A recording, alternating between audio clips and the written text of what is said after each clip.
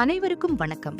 இன்றைக்கு நாம் Indian Institute of Petroleum and Energy IIPE-யில் எவ்வாறு விண்ணப்ப படிவத்தை பூர்த்தி செய்வது என்பதை பார்க்கலாம். முதலாவதாக கூகுளில் IIPE அட்மிஷன் 2026 என்று டைப் செய்து கொள்ளவும். பிறகு அட்மிஷன் என்ற அதிகாரப்பூர்வ IIPE இணையதள பக்கத்தை கிளிக் செய்ய வேண்டும். அதன் பிறகு பிடெக் அட்மிஷன் என்ற இடத்தில் கிளிக் செய்ய வேண்டும். பிறகு அப்ளை நவ் என்ற இடத்தில் கிளிக் செய்ய வேண்டும். ரெஜிஸ்டர் என்ற இடத்தில் கிளிக் செய்ய வேண்டும்.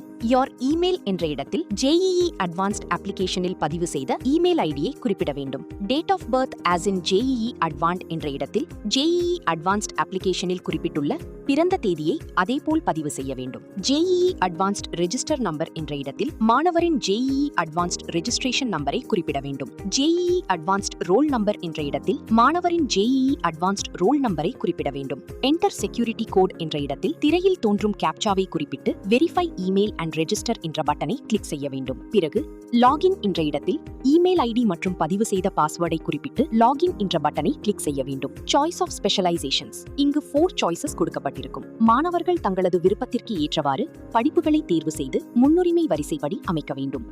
Personal details. Name of applicant full என்ற இடத்தில் மாணவரின் முழு பெயரை 10ஆம் வகுப்பு சான்றிதழில் உள்ளவாறு குறிப்பிட வேண்டும். இமெயில் என்ற இடத்தில் பதிவு செய்த இமெயில் ஐடியை குறிப்பிட வேண்டும்.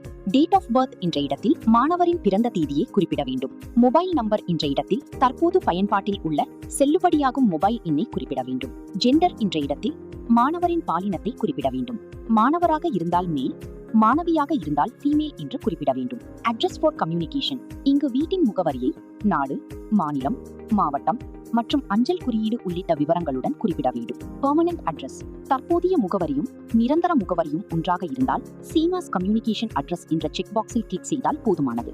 வேறுபட்டிருந்தால் நிரந்தர முகவரியை தனியாக குறிப்பிட வேண்டும். ஹாஸ்டல் ஃபெசிலிட்டி ரெக்வயர்ட் என்ற இடத்தில் மாணவருக்கு விடுதி வசதி தேவைப்பட்டால் எஸ், இல்லையெனில் நோ என்று குறிப்பிட வேண்டும். நேஷனாலிட்டி என்ற இடத்தில் இந்திய குடியுரிமை பெற்றவராக இருந்தால் இந்தியன் என்று குறிப்பிட வேண்டும். Are you person with disability என்ற இடத்தில் மாணவர் மாற்றுத்திறனாளியாக இருந்தால் எஸ், இல்லையெனில் நோ என்று குறிப்பிட வேண்டும். கேட்டகரி என்ற இடத்தில் மாணவர் சார்ந்த சமூக பிரிவை குறிப்பிட வேண்டும். Academic qualification. ஸ்டாண்டர்ட் என்ற இடத்தில் கிளாஸ் 10 என்று குறிப்பிட வேண்டும். நேம் ஆஃப் டிகிரி எக்ஸாம் என்ற இடத்தில் SSLC என்று குறிப்பிட வேண்டும். யூனிவர்சிட்டி போர்டு கவுன்சில் என்ற இடத்தில் state board of school examinations Tamil Nadu என்று குறிப்பிட வேண்டும். இயர் ஆஃப் கம்ப்ளீஷன் என்ற இடத்தில் 10ஆம் வகுப்பு முடித்த ஆண்டை குறிப்பிட வேண்டும். மார்க் ஆப்டெய்ன்ட் என்ற இடத்தில் 10ஆம் வகுப்பில் பெற்ற மதிப்பெண்களை குறிப்பிட வேண்டும். பிரான்ச் ஸ்பெஷலைசேஷன் எனி 3 சப்ஜெக்ட்ஸ் என்ற இடத்தில் 10ஆம் வகுப்பில் பயின்ற முக்கிய பாடங்களை குறிப்பிட வேண்டும். மார்க் ஷீட் என்ற இடத்தில் 10ஆம் வகுப்பு மதிப்பெண் சான்றிதழை பதிவேற்றம் செய்ய வேண்டும். Academic qualification class 12. ஸ்டாண்டர்ட் என்ற இடத்தில் ஹையர் செகண்டரி என்று குறிப்பிட வேண்டும். நேம் ஆஃப் டிகிரி எக்ஸாம் என்ற இடத்தில் HSC என்று குறிப்பிட வேண்டும். யூனிவர்சிட்டி போர்டு கவுன்சில் என்ற இடத்தில் Tamil Nadu board of higher secondary examination என்று குறிப்பிட வேண்டும். இயர் ஆஃப் கம்ப்ளீஷன் என்ற இடத்தில் 12ஆம் வகுப்பு முடித்த ஆண்டை குறிப்பிட வேண்டும்.